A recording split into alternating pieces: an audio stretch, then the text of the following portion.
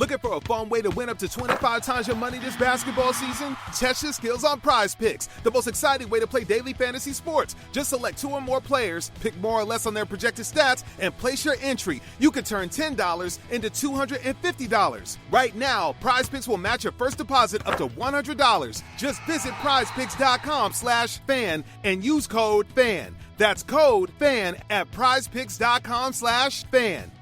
Must be present in certain states. Visit prizepicks.com for restrictions and details.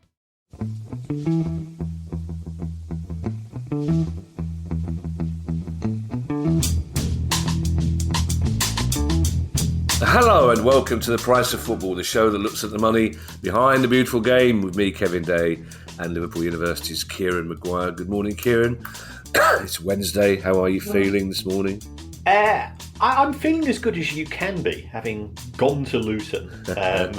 Seen yourself go a goal behind after 19 seconds and then 2-0 down after 2 minutes.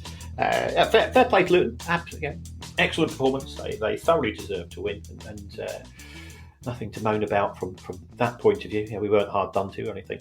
And then coming home, I was contemplating life, perhaps not concentrating on. There's no traffic on the M25, and I went through one of the pylons, and I was I'd gone a bit too fast, and I saw the flash. So I'm probably the only person from Brighton getting 3 points last night. Boom, go. The 1970s, we're back. But Kieran, finally, you can look Uncle Terry in the eyes and say, "I've had a brush with the law, Uncle Terry." Well, given that I was on the M25 and he's probably under the M25, I probably could have a look at him in his eyes. We were both 1-0 down after 25 seconds last night. It takes a bit of doing. I was still in the toilet. I heard this vague rumbling, and somebody went, "Oh, we're 1-0 down." I said, "Come on, mate, it's only 25." I can't remember, Kieran, doing the pod in these circumstances when Palace scored 3 goals the night before and Brighton conceded 4. But don't worry, because you're playing us on Saturday. Arsenal hadn't scored for about 4 months before they beat us 5-0. So you'll be fine. You'll be fine on Saturday, Kieran. It's news day, and our first bit of news is a sort of lack of news, essentially, Kieran. I don't know what Sky are paying these people for, but there are pundits up and down the country cooling their heels outside training grounds, desperately yearning for the days when Harry Redknapp would drive out and give them a little soundbite about who was being signed. It's notwithstanding the fact that Palace bought 2 players yesterday, one of them in a position we already have 2 players in, which is fairly typical Palace, but it has been a noticeably quiet transfer window, Kieran. Any particular reason for that? Is it? I think there's a collective of reasons. From a cash point of view, the elite clubs who have got uber wealthy owners, they're unaffected, but the majority of clubs don't have that. So therefore there's a little bit of cash management.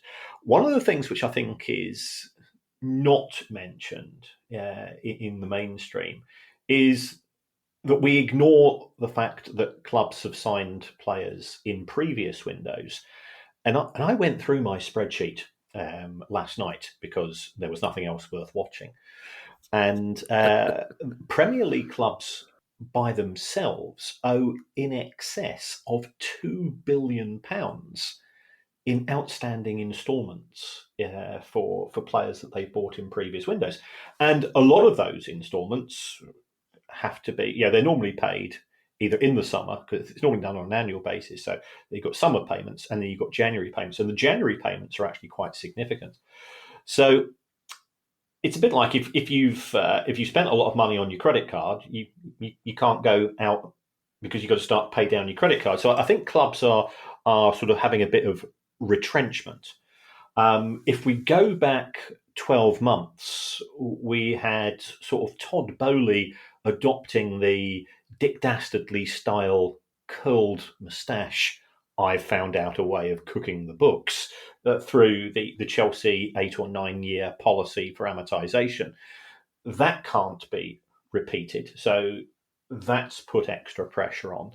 We also had in January 23 sort of the start of the Saudi Pro League, and that primed the pump. By buying players from the Premier League, it all of a sudden meant that Premier League clubs had an extra 20 or 30, 40 million, whatever it was going to be, which they could then use to buy, which meant that somebody else had just received money. And you have this sort of circular relationship when it comes to spending. And nobody sort of set the hairs running, because it has been a quiet window from an international point of view, because lack of activity from Saudi Pro League, lack of cash flow.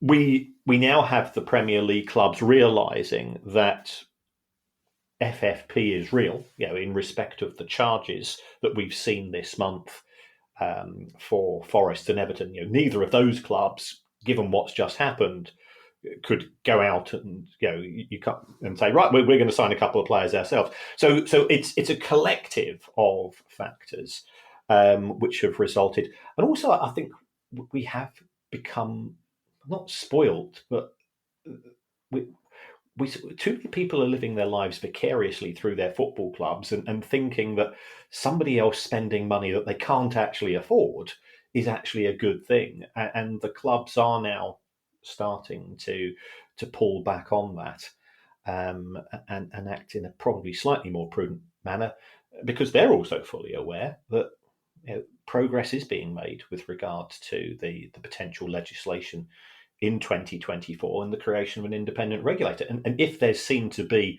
largesse from the Premier League, when at the same time the Premier League's turning around to the EFL and says, that money we promised you 6 months ago, now we're not going to pay it to you, but we can't really afford it. Well, that doesn't fit well if at the same time Premier League clubs are going out and speculating huge sums of money in respect of the transfer market. And I suppose as well, Kieran, when you think about the Premier League, if you look at the 5 clubs at the bottom, who are the clubs traditionally at this time of year who are looking to get desperately new players in, Burnley, Sheffield United and Luton haven't got that sort of budget to splash out 30, 40 million pound on one or two players, and Everton and Forest, for very obvious reasons, are not likely to do the same either. So you take out 5 usual suspects, and it seems like both Newcastle and Tottenham very publicly saying, well, we're going to do our spending in the summer because it doesn't suit our budgets to do it now. And I think our silver-tongued friends, Kieran, would like us to point out that any book cooking that Todd Bowley did was entirely legitimate, legal, and above board. Yeah. Yes. Yeah. And I've said that every time. It's within the accounting rules. It's creative, but creative is okay. Talking of Everton, Kieran, they've lodged their appeal, but also 777 have reached down the back of that sofa again. That's right. So we're recording this on Wednesday, and it sounds as if the appeal is going to take place Wednesday, Thursday, Friday this week. Seems a long time, because the noises that certainly came from the Premier League appeared to indicate that Everton's appeal is going to be based on the lack of due process that was taking place, rather than submitting additional evidence, which does seem, it does seem harsh. If new evidence has come to light, then my view is surely Everton should be allowed to present that. So we have, and this has come from Alan Myers on his Twitter account. Alan Myers, I know Alan from Sky. He's a good, thorough journalist. He's an Everton fan, but he also sort of knows his way around things. So 777 Partners has, by all accounts, now added a further £13 million in terms of the loans to Everton, taking the grand total to 160. And this raises further questions. First of all, where on earth are 777 getting this money from? Yeah, because they don't seem to be issuing shares. If they're borrowing the money themselves, one would imagine they're paying fairly high rates.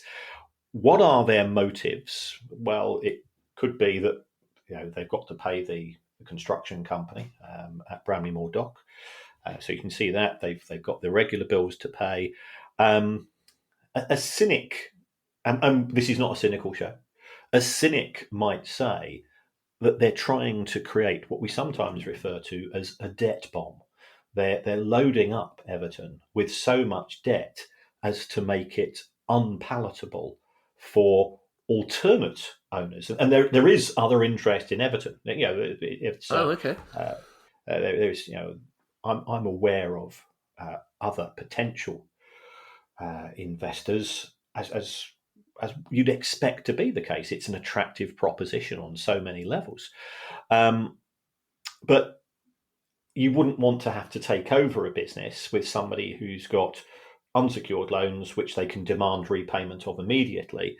And it also could be sort of an indirect way of trying to force the Premier League into giving approval by saying, look, we put all this money in, we are good guys, and if you don't hurry up and give us approval, then we might demand that money back, which the club hasn't got, so therefore the club goes into administration or worse, and the Premier League, who it has to be said are not popular in the blue half of Merseyside. The Premier League is seen as being the bad guys in all this. So I think we are looking at things from a political perspective as well as a financial one. And 777 are playing games, which they always say is just part of business. But football is not a business. Football is that emotional investment that we refer to so often. The media consensus seems to be, Kieran, that the outcome of the appeal won't be known until April, which, if that's the case, it would indicate that the next investigation into Everton won't be concluded for this season, which gives us back, leads us into that situation before where the Premier League have said quite clearly that they want any punishment to be imposed within the season it happened. And that doesn't look like it's going to happen with Everton, does it? This seems to be unnecessarily protracted. Yeah, there's various stories coming out. If it's a 3-day hearing, then there's no reason why we couldn't have a ruling by mid-February, in my view. And it could be that the second set of charges, which go up to June 23, both Forest and Everton need time to put together their presentations in respect of the decisions that were made. But I agree with you. If it goes to that last 4 or 5 games of the season and we're still awaiting a result, it's unfair on Everton and Forest because Sean Dyche doesn't know what he's got to do. Does he need 6 points from the last 5 games? Does he need 3 points? Does he need 12 points? And that's, when you set up a team, you set it up with a particular objective. And it's also not fair on the other clubs who are at that part of the table as well. Should we, if Luton are going away to, Brentford, should they be trying to nick a point, or do they desperately need to win? And it's football. The reason why we love the game is because it's football, and it's become too much process, procedure, section numbers, accountants, lawyers, and so on, and that's not healthy. I think we probably all broadly agree on that. Well, I'm aware how it's going to turn out, Kieran, because 2 blokes in the Porter's Arms last night know for a fact, and they're not even Everton fans, but they know for a fact that Everton will win this appeal and then get deducted 10 points in the next investigation. They're very adamant that that's exactly what's going to happen. How they know that? From their bastion in Thornton Heath, I don't know, but they're absolutely certain that's what's going to happen. Never dispute a pub lawyer, Kevin. Never dispute a pub lawyer. These two are far from being pub lawyers, Kieran. There's a very different reason why I wouldn't dispute with these two, basically. Here's some news, Kieran, that ranks up there with a bear being spotted heading towards the woods with a rolled up newspaper under his arm. Yes. We've not spoken about him for some time. And I think we both took a fair amount of stick a couple of years ago because we were quite sceptical. It's our very good friend, Chris Kirchner. For people unfamiliar with the story, Chris Kirchner tried to buy Preston North End at one point in time. I have it on very, very good authority, very senior authority, that the Hemmings family took an instant dislike to him. I think it was the fact that he wore a golf shirt and a baseball cap. But his general demeanour was just a little bit ducking and diving. Peter Ridsdale called him out at the time, and Peter Ridsdale is a man with an interesting back history, but he spotted that there were issues there. And he was also, of course, famously the preferred bidder of Quantumar, the administrators of Derby County. And he subsequently disappeared off the face of the earth. And he spent his recent times being chased by the FBI. He has now been found guilty on 4 counts of wire fraud and 7 counts of money laundering. Investors have lost at least $25 million on the back of that. We are talking about individual charges could carry sentences of between 10 to 20 years. Now, whether they run in parallel or in sequence, we don't know. He managed to fool Goldman Sachs. He managed to fool other investors. There's been a lot of comment from Derby fans about this, that he also fooled the EFL. But from what I understand, the EFL were getting letters from senior bank saying, he's got this money in the account, all's looking fine. And under those circumstances, you take what's given to you. You can't physically go and empty out somebody's pockets. So it's a spectacular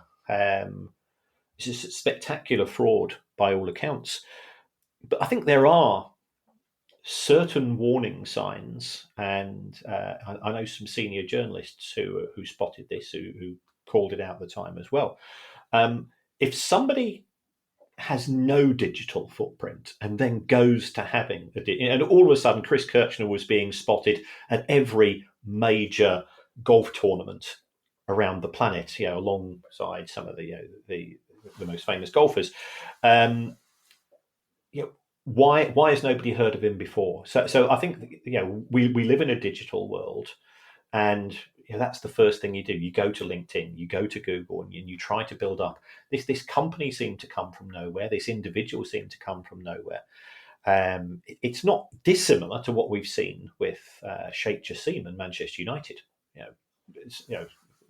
And that deal failed partly due, according to the documents lodged at the SEC, because the proof of funds was not forthcoming. So all very intriguing stuff. But all we can say on behalf of both Preston and Derby fans is that you didn't dodge one bullet, you dodged a hail of bullets in respect of this, because Chris Kirchner would not have been good for your club, and how he would have used the assets of the club, what one hates to think.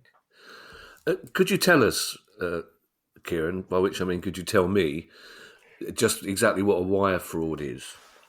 Yeah, wire fraud is using any form of electronic communications to misrepresent things from a financial point of view. So that can be email, that can be telephone, that can be WhatsApp messages, and so on. WhatsApp messages? I thought they disappeared, Kieran. As you just did. For those of you listening at home, Kieran just disappeared out of shot. I thought the old bill. The postman's arriving, so okay. I thought I'd preempt the apologies for those people that don't like barking dogs. But okay. I thought the old bill had turned up looking for their money. Where's our money for the parking fine?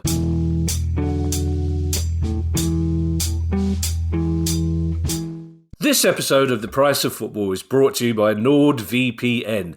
If you use unsecure public Wi-Fi connections with your laptop or mobile device and worry about whether your data is safe, using NordVPN can protect you.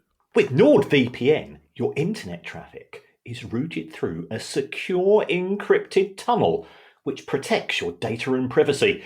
You can also have NordVPN on up to 6 devices. So that's your laptop, phone, smart TV, tablet, and even your router can all get the same level of protection. NordVPN is fast, easy to use, and you can connect with one click or even enable auto-connect for 0-click protection. I use it wherever I go. Price of Football listeners can go to nordvpn.com/priceoffootball now to get an exclusive deal. It's risk-free with Nord's 30-day money-back guarantee. That's nordvpn.com/priceoffootball. Be quick, because this offer is available for a limited time only.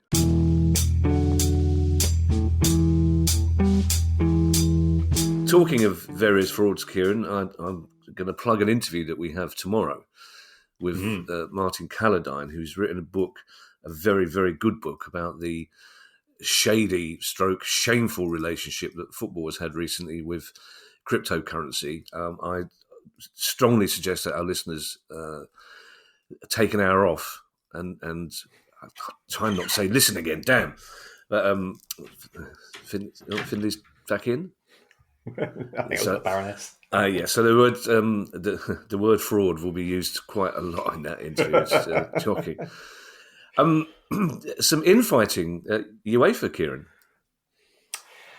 Yes, the president of UEFA, Alexander Seferin, when he was first appointed, it was on the back of a bit of a scandal involving Michel Platini. Platini? That's what he gets up to. A little bit of platinery at the weekend. For unauthorised payments from FIFA and so on, and you know, his strange relationship with Sepp Blatter. And one of the things that I think was done as sort of a review of governance of UEFA was the potential scenario in which somebody could effectively become president for life, and that's not normally, you know, when most organisations have term limits. For example, to be the United States president, you're only allowed 2 terms. Although expect to see Donald Trump try to overturn that over the course of the next 4 years. And that's to protect abuse of power. Now, in the case of Seferin, he is from a legal background, and he said, and UEFA Congress agreed, that you shouldn't be allowed to sit for more than 3 terms, and each term is 4 years. Now, he was appointed in 2016. And now he appears to be saying, well, okay, he was appointed in 2016. His term would effectively expire, I think, in 2027. He's now saying the first one doesn't count.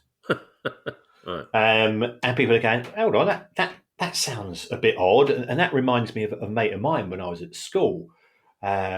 He signed up with the army at the age of 17 on a 3-year 3-year term with the army. And I remember used to see him now and then in town. I said, how he's going. He wasn't over enjoying it. You know, it's a demanding job, and you get sent to places. You know, and you know what it was like in late 70s, early 80s, where the types of place you would get sent. And then he found that he'd signed up for a 3-year term. The first 2 years didn't count. So he ended up having to do 5, and it was quite a stressful experience. So there should be checks and balances. And Seferin's now saying, oh, well, I might not stand for re-election in 2027, or I might do, keeping it vague. But Boban, who is the director of football, he's sent in a letter of resignation to say, I don't feel comfortable about this from a governance point of view. Seferin's been coming out with sort of soft soaping the media, saying that clubs being acquired by sovereign wealth funds is less bad than being acquired by hedge funds and private equity. And I think I can understand where he's coming from with regards to that, because at least with a sovereign wealth fund, you know who the baddie is. I'm not saying that these owners are baddies, but at least you know who to point the finger at. Hedge funds and private equity, you've got no idea where the money's coming from that's going into football. All you can say with a reasonable degree of certainty is that they're probably not football fans. They're fans of becoming rich, and that's what the business does, and I'm not going to be critical. So there clearly is now an element of dissent, but we saw that with Infantino as well, with respect of FIFA, and Infantino ended up being re-elected unopposed for another 4 years. So there'll be a lot of meetings behind closed doors, WhatsApp groups being set up to try to see whether there is sufficient opposition to Seferin to put up a runner against him. It's not dissimilar to what we see in terms of at least one political party in this country who you would think would have quite a big job on at present, but seems more interested in internal infighting.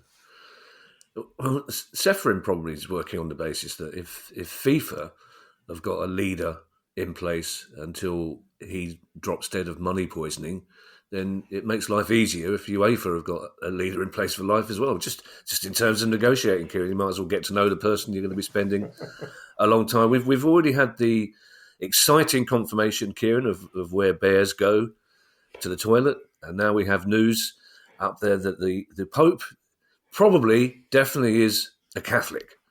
This story's up there with that revelation. Yes, John Delaney, who we have spoken about on regular basis, a proud Irishman who was the former chief executive officer of the Football Association. And he's so proud of being an Irishman, he's decided to go and live in England. That's strange, isn't it? There's a lot of Irish people, Kieran, who would do anything for Ireland except live there. True. He's been subject to a 4-year investigation into his reign. And again, I would recommend the book Champagne Football. If you want to see this in depth, there's some really good investigative journalism done. But there has been an impasse with regards to around about 1,300 emails in relation to John Delaney as to whether or not they are acceptable evidence. He's saying, "No, you don't need to see them. Be away with you," and all that. I can broadly summarise those emails. I think it's a bit of a poor show.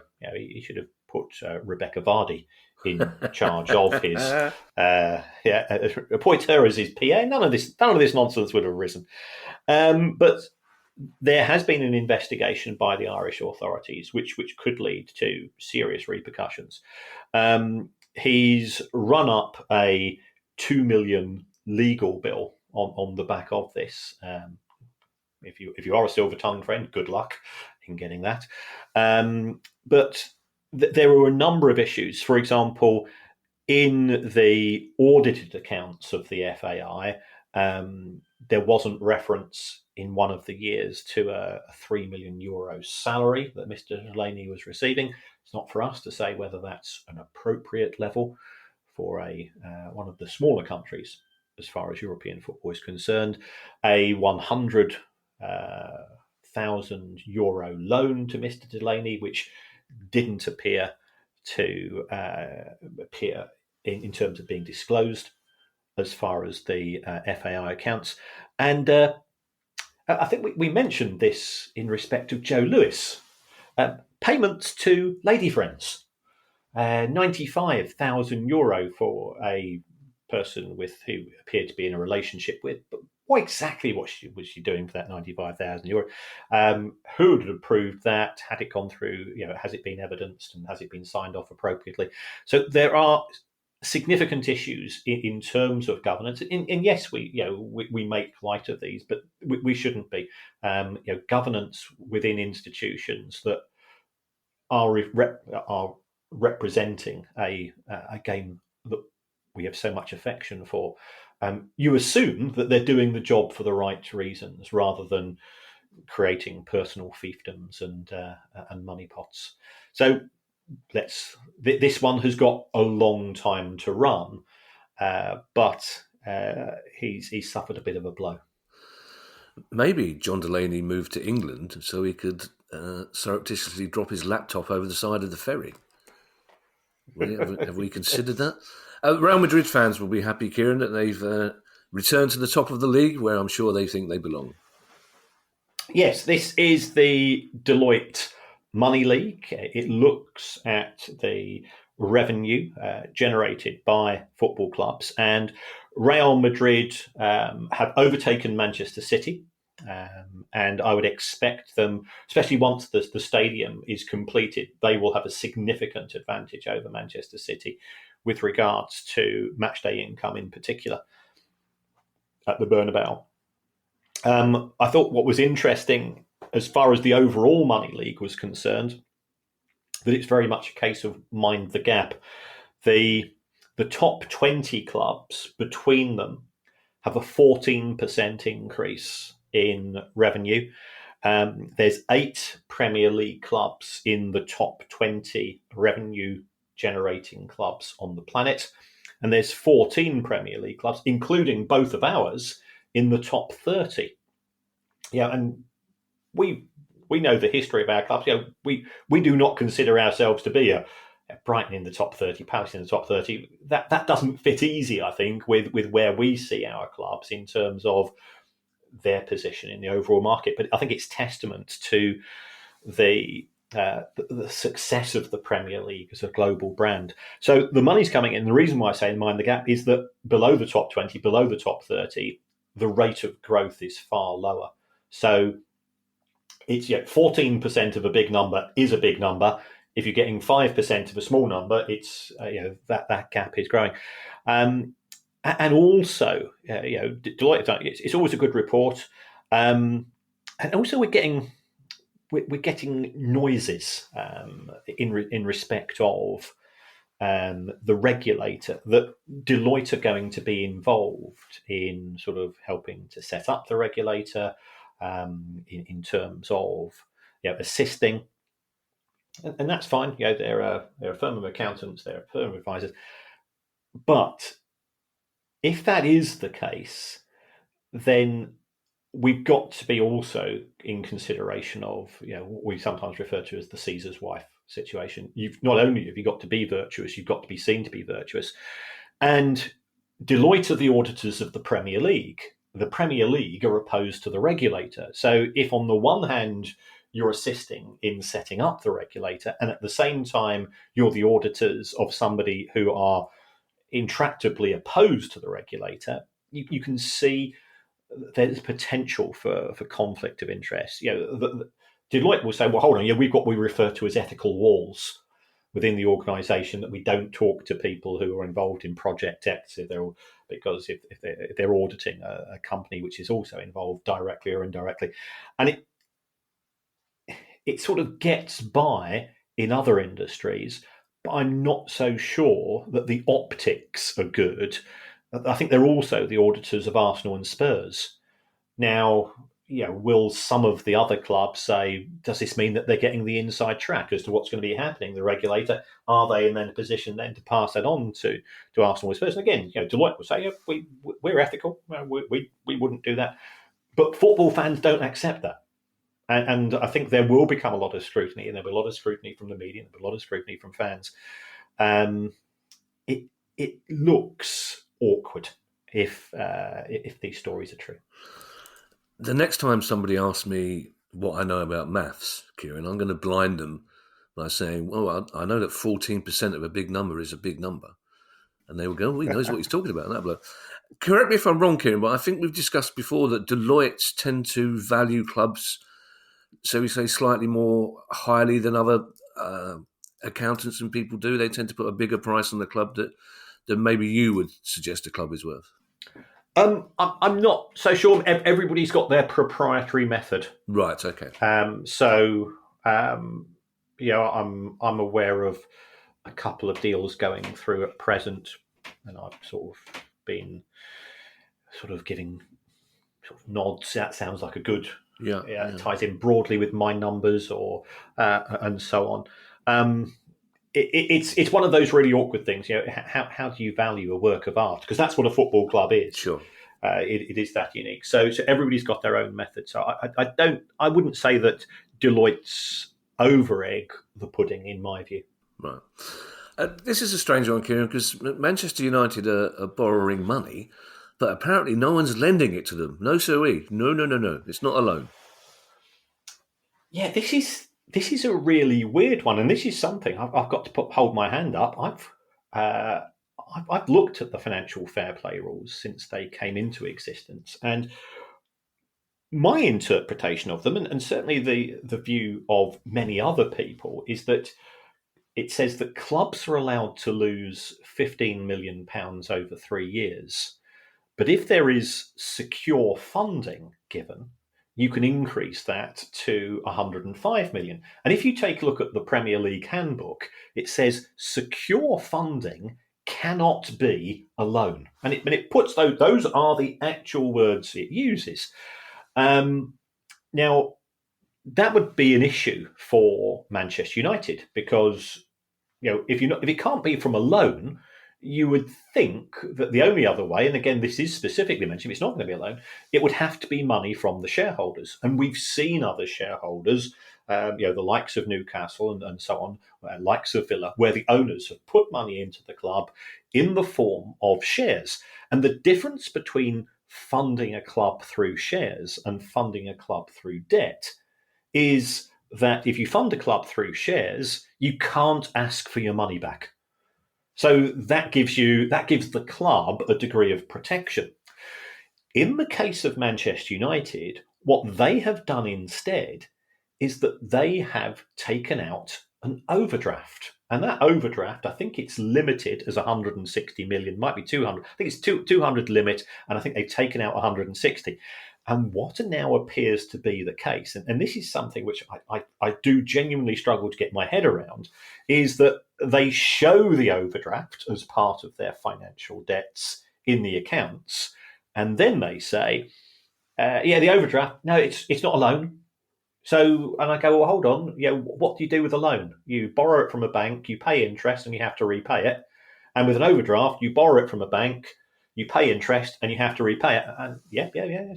But one of those is a loan, and therefore isn't included in the FFP calculations, and the other one is treated as secure funding, and therefore you are allowed. And that does appear to be the case. So, I've got to hold my hands up that I thought when it specifically says not a loan, then an overdraft which has all the characteristics of a loan, would be included as well. But I'm wrong. And I think so are many other people who've looked at this in recent years. Imagine, Kieran, being 160 million quid overdrawn and you still haven't reached your limit. You're down the cash point thinking, I'm out tonight, I'm going to check. Oh no, great, I've still got 40 million quid to go. Yes. And I assume Man United are not getting the phone calls that we ordinary people get saying, you're close to your overdraft limit. Yes, I know. That's where I live. I'm going to call my house close to the overdraft limit. Exciting news off the pitch, Kieran, for Birmingham City fans, it looks like. Yes. They are going to have a significant cash injection from the owners. They've signed a commercial deal with the club's owners, and I quite like the owners in the sense that they called their setup, their holding company, Shelby Industries. So, a nod to Peaky Blinders. Fair play to them for that. But the money involved in terms of this is estimated to be somewhere between £6 to £9 million. which at championship level is a significant boost. And we don't know how that money is going to be paid. It's not certain whether that money is all going to be included in a single year. But after the initial big splash of information in terms of the new American owners coming in and the links with Tom Brady, the Wayne Rooney experiment, which didn't work, they're now doing things with hard cash, which, as fans, the first thing we think of, cash, how can that be spent? Rumours of Mbappe being seen wandering around Small Heath are circulating. I'll say no more than that. I was in Small Heath just 2 days ago, and all I can say to him is, "Good luck, Kieran. Enjoy yourself." The cup game, Fulham-Newcastle, Kieran, on Saturday evening, there were visibly empty seats all over the ground, but it appears that none of the commentators, either on TV or radio or pundits, had any real clue as to why those seats were empty. Yes. Sheffield United versus Brighton on Saturday. Fair play to Sheffield United. Brighton aren't a big draw. We know that. So a tenner means that Blades fans turned up. Brighton sold out their allocation, and all was good with the world. So give credit for. And we're in January. Most of us hadn't been paid, because it was that, and we've just been through that period of 5.5 weeks without being paid, because many people get paid early in December, as we know. So some clubs, and I give them a lot of credit, have said, we acknowledge this, especially for matches which are live on telly. We're going to reduce prices. And Shahid Khan at Fulham said, I'm going to try a different variant of this. I'm going to charge people 40 quid to watch a match on a Saturday night, which is being shown live on television. First of all, fair play to Newcastle Newcastle fans will follow their club up and down the country, as we know. They took their full allocation, but their supporters' trust showed solidarity with their brethren at Fulham. There's now a hashtag Affordable Fulham, the supporters groups at Fulham, and we've mentioned this before with regards to the owners of Fulham, who are billionaires, saying we need to extract more money from the regular fan base. And there is, in my view, and you know this far better than I do because you've lived in London all of your life, I just started off there. I think there is this misconception that Fulham is a middle-class, genteel fan. Just because their fans are nice doesn't mean that their fans are wealthy. This is an ongoing issue with regards to the pricing. The owners will say, concert tickets have gone up, theatre tickets have gone up in price, and so on. But I don't go to watch the same play 25, 30 times a year. And also, when I go to watch a play, I've got a rough idea in advance whether it's going to be any good or not. Sometimes it can be toilet, and sometimes it can be good. I'm not denying that, but to expect people to pay top prices for matches like this, I think is inappropriate. It shows a lack of understanding of circumstance, and it is further evidence of the disconnect between club owners on occasion and the people that watch that club week in, week out, in the case of Fulham fans. Yeah, you're absolutely right about the perception of it. I think people who don't know London, don't know the economic reality of Hammersmith and its surroundings, if the only thing you see of Fulham is walking through Bishop's Park or walking through some of the streets near the ground, then you would go, well, crikey, everyone's a millionaire around here. But I thought it was slightly unnecessary. I listened to part of the game on 5 Live, and the commentator, who's a very good commentator, I won't name him, but was speculating about Newcastle fans sitting in other parts of the ground and saying, he put on a very posh voice, saying, "Hello, I'm from Putney, I'm a Fulham fan." It's like, you don't know the reality of Fulham's a London club. Fulham is a traditional working class club. But it's I think it's a shame that even the owner seems to think that these people can afford 40 quid. And even just as a PR gesture, they don't seem to realise you get much better PR and you probably make more money in the end by encouraging you'll encourage a couple of kids who've never been to a football game before, and they'll become Fulham fans. It's just short-sighted, and exploiting your own fans is just not a good look, really.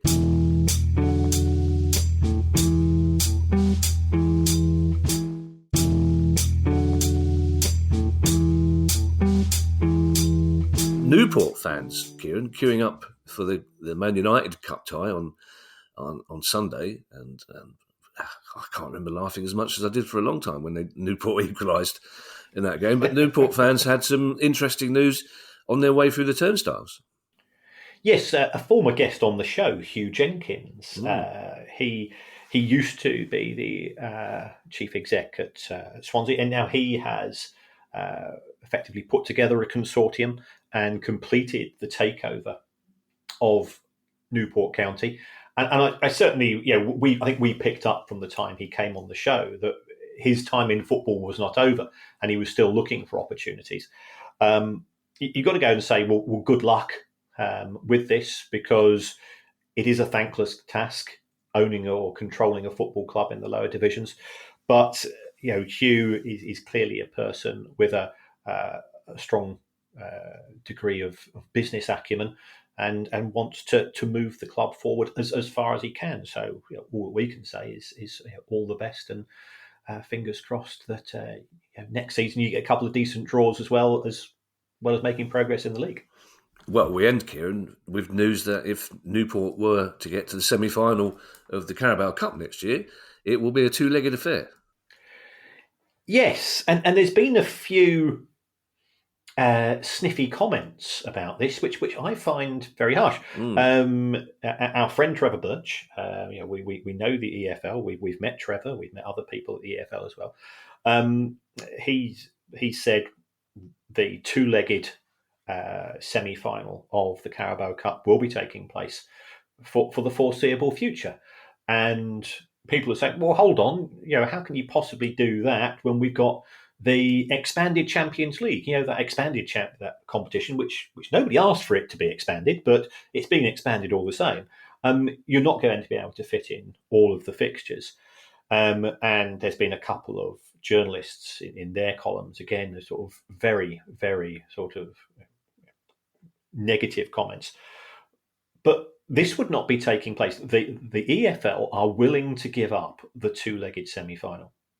They're practical and pragmatic. They're willing to do that as part of a broader settlement with the Premier League. But as we indicated at the start of the show, the Premier League is not willing to give anything up. And we've got this Premier League shareholders meeting taking place in a week's time. So if your only negotiation chip is going to be in respect of the Carabao Cup, now it could be that the nuclear option is it gets scrapped, which I personally think is a bit harsh. But the two-legged semi-final is clearly one thing which will be easy to deal with in respect of a more equitable distribution of money from the Premier League to the clubs in the EFL. You don't give up your one bargaining chip just because it's going to inconvenience the Glazers and Fenway Sports Group and so on, and City Football Group in terms of their planning for 24-25 in the Champions League. So I find the negativity naive. If you go into any negotiating relationship, you always know that one party tends to be in a stronger position than the other. So the last thing I do is give up the only chips that I've got. A more equitable distribution of money to the EFL, given that the Premier League had already agreed to. Yes, but then they'd not agreed how they were going to equitably split it up amongst themselves. Thank you to everyone who's donated to the pod via our Patreon page. If you'd like to join them and make a small monthly contribution to the pod, that'd be very kind of you. And you can get access to our chat community and our regular quizzes as well. And you can do that by going to patreon.com/price of football. If you've got a question you'd like answered on our Monday Questions Pod. You can email us at questions@priceoffootball.com. And you can also go to priceoffootball.com if you want to buy one of our books or get yourself a Price of Football t-shirt. We'll be back on Monday with a Questions Pod. In the meantime, I shall hand you over to Mr. Kieran Maguire for his customary farewell. Well, thank you to everybody. Thanks to all the Luton fans as well, who were very, very magnanimous about their victory in engagements I had with them last night. And I always take the view that if you win and you deserve to win, say that. Yeah. And they go, but you've not abused us. And I think, well no, let's be pleasant to each other. There's various ways you can support the show. If you don't want the adverts, Patreon is one route that you can go down. But if you give us a review, it helps. You could even say you would, and I think this suggestion has come from a Reading fan. You could even say you would rather have the show presented by Reading owner Di Younger and a half dozen of very, very hungry bears. And I think it could be a short show.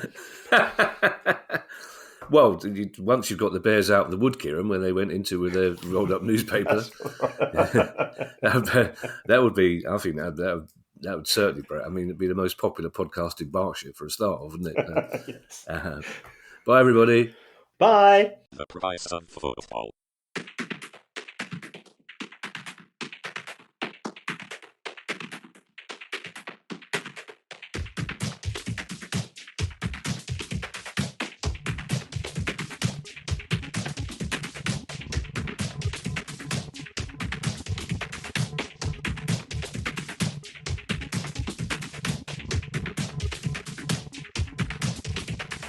The Price of Football.